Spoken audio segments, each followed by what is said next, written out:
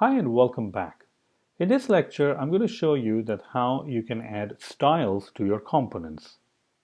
Now, there are various ways of adding styles, but in this lecture, we're going to see that how we can create kind of like styles which are bundled together with your component. I have also simplified the hello world output or the component. So right now it only displays hello world. As soon as I make some changes and save it, you'll see that the browser sync is actually coming into play and refreshing my screen on the left hand side. If you don't know how to install browser sync, then check out the previous lecture in which I have shown you how you can download, install and run browser sync. So let's get started with creating our style. Now obviously you can go ahead and create your style or link to some style sheet, but it's also a good idea to have your styles really near to the component on which it belongs. Let's go ahead and create a style called Hello Styles. We're creating an object, and this object is going to define different kind of styles that goes on with our component. So background color, I can say background color yellow. You'll see that it doesn't have any hyphens. Like if you have to write this in CSS, most probably you will end up something like this. But we're not really writing CSS, we're creating or accessing the properties. Now, which one is what?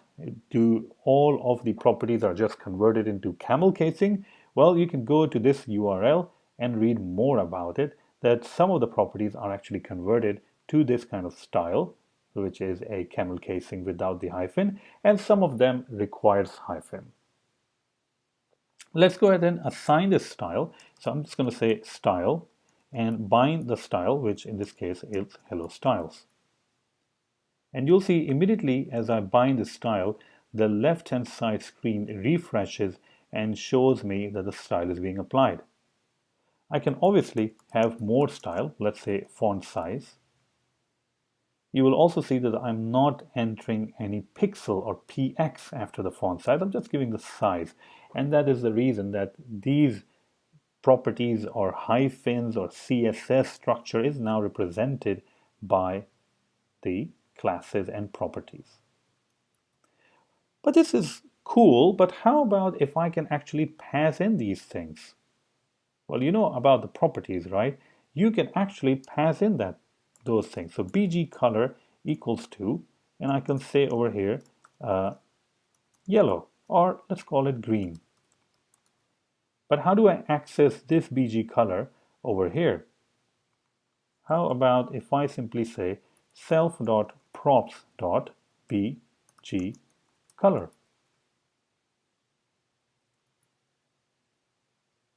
And let's see if we have commented out that one correctly. And let's go ahead and bind that up. Oh, self. All right, there's no self.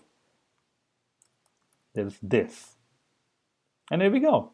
So now we can actually pass in any color that we want, and it's immediately going to reflect in our component. I think now at this time you should have started seeing the power of components, that you can pass in properties, you can pass in different values, and then they can even change the style. You can pass in the font size if you want. So I can simply go over here and say this dot props dot size, or to be much better, maybe font size. And I could pass in over here font size. Let's say 12. And you can see that there is a little bit of a warning going on because we are passing it as the string, and what it really needs is that you need to convert this into a number. And there we go. You can call other JavaScript functions in there. I can pass in 62, and now this will be a much larger font. So now you can see the power of using components and putting the styles very close to the components because that style has a relationship with the components and it only applies to that particular component. We've also seen that how we can use properties to differentiate the style. I mean, we can pass in BG color pink or font size 62, and all of a sudden our component, if they're using properties to apply the styles, it can change those things based on the properties that you have passed in. Hope you like this video and stay tuned for more. Thank you very much.